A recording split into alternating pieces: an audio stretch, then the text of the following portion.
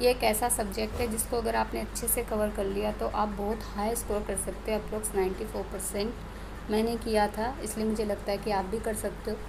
तो इसीलिए मैं ये वीडियो बना रही हूँ। सबसे पहले हमें किसी भी सब्जेक्ट को अगर पढ़ना है तो हमें उसका सिलेबस पता होना चाहिए, इसलिए मैं आज डिटेल्ड डिस्कस करूँगी कि सिलेबस क्या होने वाला है, और फिर उसके बाद आप कैसे स्कोर करेंगे हाई उसके बारे में बताऊँगी, और हर एक स्टेज पे आपको गाइड करूँगी, कोशिश करूँगी कि कर पाऊँ। ठीक है, तो अगर हम इस सब्जेक्ट की बात करें तो ये सब्जेक्ट 3 पार्ट्स में डिवाइड है। बेसिकली इसकी 3 यूनिट हैं, unit 1, unit 2 and unit 3। Unit 1 में बात है की जा रही है मॉक ट्रायल की। मॉक ट्रायल में इंक्लूड होगी क्लाइंट इंटरव्यू, क्लाइंट काउंसलिंग भी बोल सकते हैं, केस एनालाइज। ठीक है, पार्ट 2 में मूड कोर्ट होगा यानी कि यूनिट 2, और यूनिट 3 में इंटर्नशिप होगी। मतलब इंटर्नशिप के लिए आपको एक डायरी बनानी पड़ेगी, और वहाँ पर आप डे बाय डे जो भी देख रहे हैं लाइफ में वो सब आपको लिखना पड़ेगा, और कोर्ट विज़िट के बारे में लिखना पड़ेगा। तो हम सारी चीज़ों को 1 बाय 1 डिस्कस करते हैं। सबसे पहले बात करते हैं मॉक ट्रायल की। तो सबसे पहले ये जानना ज़रूरी है कि मॉक ट्रायल और मूड कोर्ट के बीच में अंतर क्या होता है।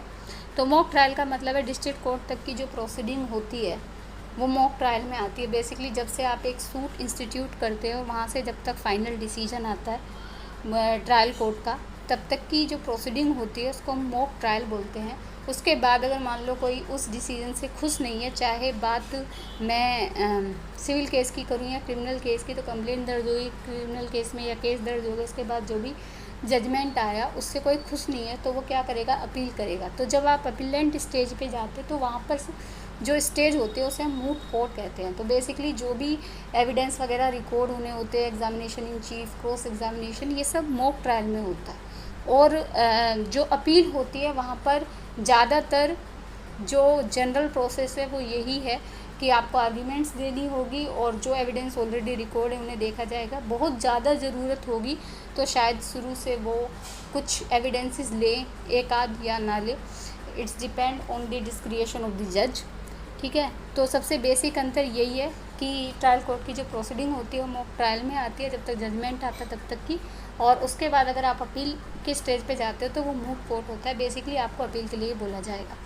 ठीक है, अब बात करते हैं मॉक ट्रायल। मॉक ट्रायल में हमको ये सिखाया जाता है कि जब से एक क्लाइंट हमारे पास आता है तब से लेके हम उसका केस किस तरीके से लड़ेंगे, उसे फाइनल स्टेज तक लेके जाएंगे। बेसिकली इसमें ये बताया जाता है। तो मॉक ट्रायल में सबसे पहला पार्ट आता है क्लाइंट काउंसलिंग का।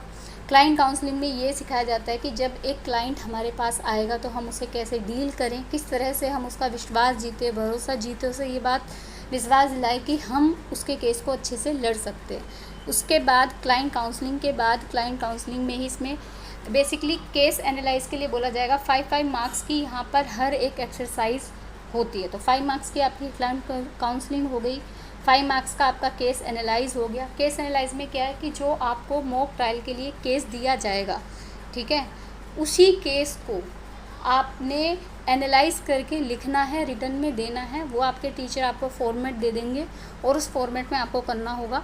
उसके बाद मॉक ट्रायल में इसके अलावा आएगा examination in chief, cross examination आएगा, और ओरल आर्ग्यूमेंट आएगी, और इसके अलावा आपको सबमिट करने होंगे, अपने सबमिशन भी देने होंगे, तो वो भी आएगा। तो रिटर्न आर्ग्यूमेंट, ओरल आर्ग्यूमेंट, हर एक एक्सरसाइज के 5 मार्क्स हैं। तो इसमें आ जाएगा आपका examination in chief 5 marks, cross examination 5 marks, oral argument 5 marks, return argument 5 marks.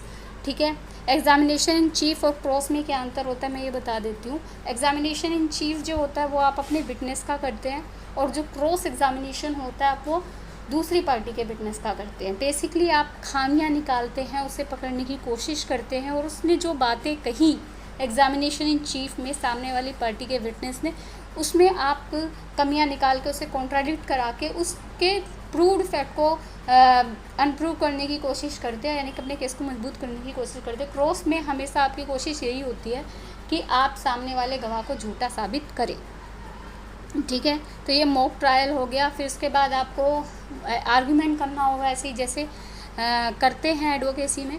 तो बेसिकली ये एक प्रैक्टिस होती है कोर्ट से पहले की, जो हमें सिखाती है कि जब हम कोर्ट जाएंगे तो हमें क्या क्या चीज़ें करनी होंगी। उसके बाद आ जाते हैं यूनिट 2 पे। यूनिट 2 बात करती है मूड कोर्ट की। तो मूड कोर्ट में हमें बनाना होगा एक मेमोरियल जो होगा वो होगा 30 मार्क्स का, ठीक है। अब इस मेमोरियल में A4 साइज़ के पेज होंगे, और ये मेमोरियल की बेसिक बात क्या है कि ये आपके टीचर्स पे डिपेंड करेगा कि वो आपसे ऑनलाइन लेंगे या ऑफलाइन लेंगे। मोस्टली टीचर ऑनलाइन ही जो है प्रेफर करते हैं, और ये आपको फ़ोन में अगर आप बना रहे WPS ऑफिस की मदद से बना लीजिए, और अगर कंप्यूटर में बना रहे हैं तो आप जो मन करे एप्लीकेशन से यूज़ कीजिए, जो विंडो आपको यूज़ करनी है उससे कीजिए। A4 साइज़ का आपका पेज होना चाहिए, ठीक है। और इसके अलावा 20 पेजेस होंगे, 20 पेज से ज़्यादा नहीं होंगे। इसके अलावा इसमें ये भी बता दिया गया है कि आप जो फ़ॉन्ट यूज़ करेंगे वो क्या यूज़ करेंगे। तो आपका जो फ़ॉन्ट होगा वो होगा टाइम्स न्यू रोमन साइज़ 12, ये आपका मेन कंटेंट का फ़ॉन्ट है। और नीचे आपको फुट नोट्स भी लिखने होंगे, ठीक है। और जो फुट नोट्स आप लिखेंगे वो होगा font times new Roman size 10। हर एक पेज में आपको मार्जिन छोड़ना होगा एटलीस्ट 1 इंच का। और मेमोरियल में जो कंटेंट होगा उसके बारे में भी सिलेबस में बताया गया है। सबसे पहले टाइटल पेज आएगा। अब टाइटल पेज जो है वो दोनों पार्टीज़ के लिए अलग अलग होगा। अगर प्लेंटिफ है तो उसके लिए ब्लू पेज होगा, अगर डिफेंडेंट है तो उसके लिए रेड पेज होगा। बेसिकली यही तरीका फॉलो किया जाता है। उसके अलावा जो स्टूडेंट्स होंगे उसके बाद उनके डिटेल आएंगी, तो उसमें उनका नाम आएगा, एनरोलमेंट नंबर आएगा, एग्ज़ाम रोल नंबर आएगा, टाइटल आएगा केस का, ठीक है। उसके बाद मेमोरियल के कंटेंट 20 पेजेस होने चाहिए, ये मैं पहले ही बता चुकी हूँ। लाइन स्पेस 1.5 का होना चाहिए। इसमें टेबल ऑफ कंटेंट आएगा, जो आपकी अब अंदर आप क्या लिखेंगे मेमोरियल के वो सारी चीज़ें हैं। सबसे पहले टेबल ऑफ कंटेंट आएगा, उसके बाद स्टेटमेंट ऑफ फैक्ट्स आएगा, उसके बाद स्टेटमेंट ऑफ जुडिक्शन आएगा, फिर list of reference and cases आएगा, स्टेटमेंट ऑफ इशू आएगा, समरी ऑफ आर्ग्यूमेंट आएगी, डिटेल्ड प्लीडिंग आएगी, प्रेयर आएगी, एफिडेविट आएगा अगर ज़रूरी है तो।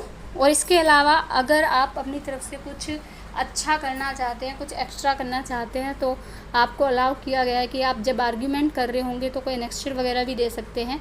और इसके अलावा अगर आप कोई एविडेंस पेश करना चाहें तो वो भी कर सकते हैं। ये आपकी क्रिएटिविटी पे डिपेंड करता है कि आप उसे कितना अच्छा कर पाएंगे, ठीक है।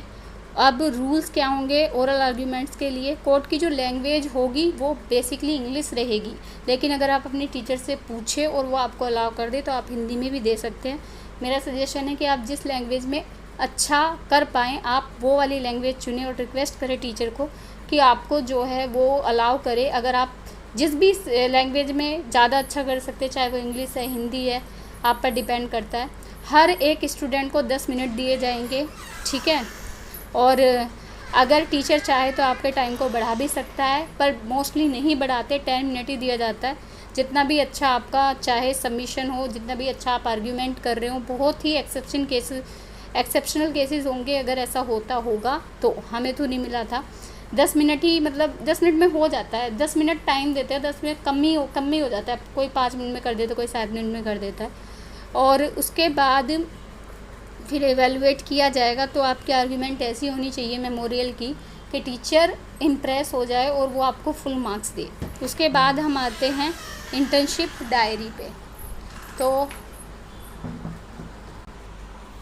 तो अब हम बात करते हैं लास्ट पार्ट की, जो बात करता है इंटर्नशिप कोर्ट विजिट। तो इंटर्नशिप पे आपको क्या करना होगा, आपको कोर्ट जाके देख के नहीं आना है बल्कि ऑब्ज़र्व भी करना है। तो जब आप जाओगे इंटर्नशिप करने के लिए तो वहाँ पे आपको एक डायरी मेंटेन करनी होगी, और उसमें आप दोनों तरीके की प्रोसीडिंग देखेंगे, सिविल भी देखेंगे, क्रिमिनल भी देखेंगे, आर्ग्यूमेंट्स भी देखेंगे। मैं तो कहती हूँ जब आप कोर्ट्स जाएँ और कोर्ट में विज़िट करें तो जहाँ पर आपको क्रॉस एग्जामिनेशन कोर्स लिस्ट लगी होती है हर एक कोर्ट के बाहर, तो आप वहाँ जाएँ और ऑब्ज़र्व करें जहाँ पे क्रॉस हो रहा है। किसी भी कोर्ट में घुस जाओ, कोई मना नहीं करता है, बस वहाँ पे डिस्टर्बेंस नहीं करना। तो क्रॉस देखो, चीफ देखो, एविडेंस कैसे रिकॉर्ड होते हैं वो देखो, किसी और के लिए नहीं खुद के लिए तो देखोगे ही, और उन चीज़ों को आके अपनी डायरी में लिखो। बेसिकली बहुत सारे स्टूडेंट्स ऐसे होते हैं जो क्या करते हैं, कॉपी पेस्ट, इधर से डायरी ली उधर से पेस्ट कर दिया। ये चीज़ अगर आप करोगे तो आप बिल्कुल भी अच्छा स्कोर नहीं कर सकते हो डायरी मेंटेन करने में। लेकिन अगर आप खुद से बनाओगे डायरी, आप एक पेज एक दिन का लिख लो तो कुल मिला के 30 दिन आपको लगेंगे, और आपको 30 पेज की डायरी बहुत होती है, इससे ज़्यादा लिखने की आपको ज़रूरत भी नहीं है। मेरी तो 50 पेजेस तक पहुंच गई थी। ये हालांकि थोड़ा ज़्यादा है, लेकिन आपकी डायरी में वो 50 पेजेस इसलिए पहुँचे थे क्योंकि उसमें सारे कंपोनेंट थे। तो अगर आप 30 पेज के अप्रोक्स भी 20 पेजेस की भी बनाते बच्चे डायरी, 30 पेज के अप्रोक्स कर लोगे तो बहुत अच्छी चीज़ है, आप अच्छे से कर पाओगे। तो डायरी में भी आपको कुछ चीज़ें मेंशन करनी होंगी। सबसे पहले आप जाओगे तो आपको क्लाइंट काउंसलिंग के बारे में लिखना होगा। सबसे पहला डायरी बनाने का बढ़िया तरीका ये है, पहले दिन जाओ, आपने जो भी ऑब्ज़र्व किया, इंट्रोडक्शन में जो भी चीज़ें आपने देखी, जैसे आपका इंट्रोडक्शन हुआ, जैसे आप लोगों से मिले, आप सब चीज़ें उसमें लिख दो। और एक पेज में मोस्टली आप लिख पाओगे आराम से, एक पेज हो जाएगा एक दिन का। फिर दूसरे दिन आपने फाइल्स वगैरह पढ़ी, आपने कोई केस पढ़ा, उसके बारे में लिख दो। तीसरे दिन आप ये लिख दो कि आप एग्जामिनेशन इन चीफ देखने गए, क्रॉस देखने गए, कोर्ट विज़िट करी, वहाँ लोगों से मिले। बहुत सारी चीज़ें मैं वो भी बता दूँगी कैसे 1 बाय 1 करना है। तो इसमें बेसिकली देख लो डायरी में क्या क्या इंक्लूड करना है। जब आप कोर्ट विज़िट करोगे तो आपको टॉपिक वाइज चीज़ें लिखनी होंगी। सबसे पहले आप डायरी का फर्स्ट डे लिख दो, इंट्रोडक्शन पार्ट लिख दो, आपने फ़ाइल लिखी, फ़ाइल देखी पढ़ी, ये लिख दो। उसके बाद फ्रेमिंग ऑफ चार्ज के बारे में लिखना होगा या फिर इशू के बारे में। आप दोनों चीज़ें देखो और एक एक पेज दोनों का कर दो, ठीक है। एग्जामिनेशन इन चीफ के बारे में लिखना होगा, क्रॉस एग्जामिनेशन, फाइनल आर्ग्यूमेंट कैसे होते हैं उसके बारे में लिखना होगा। लोअर के चैम्बर्स में अगर आपने देखा है तो आप लोअर के चैम्बर में जब होंगे तो ये चीज़ें आपको करनी है, ठीक है। तो बेसिकली 4 टॉपिक आपको करने होंगे, framing of charge, examination chief, cross exam, final argument. Basically अगर आपको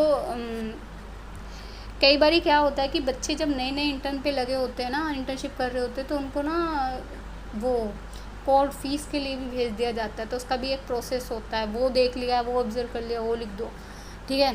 तो जब आप चैम्बर में होंगे तो आपको कम से कम कितनी केस फाइल पढ़नी है, मिनिमम 4 केस फाइलों के बारे में, मतलब कम से कम 4 केस आपको लिखने पड़ेंगे, ठीक है। और उसके बाद आपने रिकॉर्ड एंड अकाउंट्स के बारे में, रिकॉर्ड एंड अकाउंट्स थोड़ा सा कॉमर्स का है, तो किस तरीके से एक एडवोकेट जो होता है वो अपने क्लाइंट के रिकॉर्ड्स को मेंटेन करता है अपना, और अकाउंट्स को कैसे रखता है उसके बारे में है। तो ये आप ऑनलाइन सर्च करके भी पता कर सकते हो किस तरीके से रिकॉर्ड्स रखे जाते हैं। फिर आप ऑब्ज़र्व करोगे कैसे रख रहे हैं, आपके जो सीनियर्स हैं आप उनसे पूछो, वो आपको जानकारी देंगे।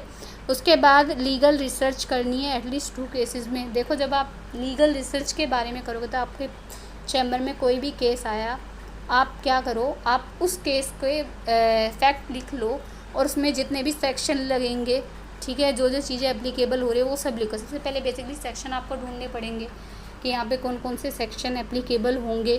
फिर आपको उसे सपोर्ट करने के लिए केस लॉज को ढूंढना होगा, तो आप केस लॉज ढूंढो, उसके बारे में लिखो, ठीक है। और फिर एक जिस तरीके से आप मेमोरियल बनाओगे उसी तरीके से आपको एक छोटा सा 1 या 2 पेज का, मतलब बेसिकली ये दो पेज में आएगा, तो 2 पेज का आप एक फॉर्मेट तैयार कर दो और उसमें लिख दो कि मैंने ये केसेस लगाए हैं, ये लैंडमार्क जजमेंट सर्च कर लो, उस सेक्शन पर लैंडमार्क जजमेंट आ जाएंगे, उसे लिख दो।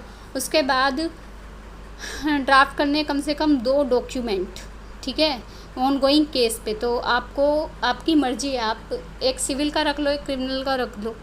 और क्लाइंट काउंसलिंग को ऑब्जर्व करना, उसके बारे में लिखना है, ये तो बता ही दिया है। और इसमें बाकी आगे आप पढ़ लेना, जो मोस्टली चीज़ें हैं मैंने सब बता दी हैं, कुछ नहीं बचा है बताने के लिए। और एक एडवाइस है, इसे मोस्टली बच्चे फॉलो नहीं करते, अगर कोई फॉलो कर ले तो बेसिकली मैं ये गारंटी दे सकती हूँ कि अगर वो हर चीज़ को फॉलो कर ले, इस चीज़ को बेसिकली, तो वो बहुत अच्छा स्कोर कर सकता है। पहली एक चीज़ याद रखना, अगर टीचर ने बोला है ना कि आपको पार्टिसिपेट करना है, ये सब्जेक्ट ऐसा है जिसमें थ्योरी नहीं है, तो जितना आप पार्टिसिपेट करोगे ना क्लास में, उतना आपकी परफॉर्मेंस सुधरेगी और उतना बेहतर आप कर पाओगे। मैं परफॉर्म करने के लिए क्यों बोल रही हूँ, मैं क्यों बोल रही हूँ कि पार्टिसिपेट करो एक्टिविटीज़ में, जो भी टीचर कराए। उससे आपके ना जो एक तरीके की हेसिटेशन है स्टेज पे जाके बोलने की, जब तक आपका एग्ज़ाम का टाइम आएगा, आप 2-4 एक्टिविटी कर लोगे ना क्लास में, तब तक वो हेजिटेशन जा चुका होगा और आप यूज़ टू हो चुके होंगे उस चीज़ को करने के। तो अगर करने के लिए, अगर टीचर बोल रहा है इस चीज़ में पार्टिसिपेट करो तो करो। पहला बेसिक मंत्र यही है। दूसरी बात, केस मैट आपको दे रखा है, जो जो आर्टिकल टीचर बोल रहा है पढ़ो, उन्हें जितना आपको समझ में आता है उतना पढ़ो। नहीं आता है समझ में तो कमेंट करो, मैं उस टॉपिक पे वीडियो बना दूँगी। और सारे आर्टिकल पढ़ना मैं जानती हूँ कि पॉसिबल नहीं है, तो जो इम्पोर्टेंट आर्टिकल्स हैं और जो आपके टीचर बता रहे हैं कि ये इम्पोर्टेंट है एटलीस्ट वो पढ़ लो। और मूड प्रॉब्लम पर काम शुरू करने से पहले और मॉक ट्रायल का भी काम शुरू करने से पहले एक टिप देना चाहूँगी, उस केस को अच्छे से समझो, उसके बाद ही उस पर काम शुरू करो। कम से कम 5 से 7 रीडिंग दे दो और चीज़ों को समझो, और वो कैसे करना है वो भी मैं बता दूँगी नेक्स्ट वीडियोज़। अगर अच्छी लगे ये डिटेल्ड मैंने बताया है पूरा सिलेबस, अच्छा लगे तो कमेंट करो कि हमें और वीडियोस चाहिए, तो मैं और भी बना दूँगी, क्योंकि जब मुझे इनकरेजमेंट मिलेगा तभी तो मैं काम करूँगी। सो आज के लिए इतना ही, बाय।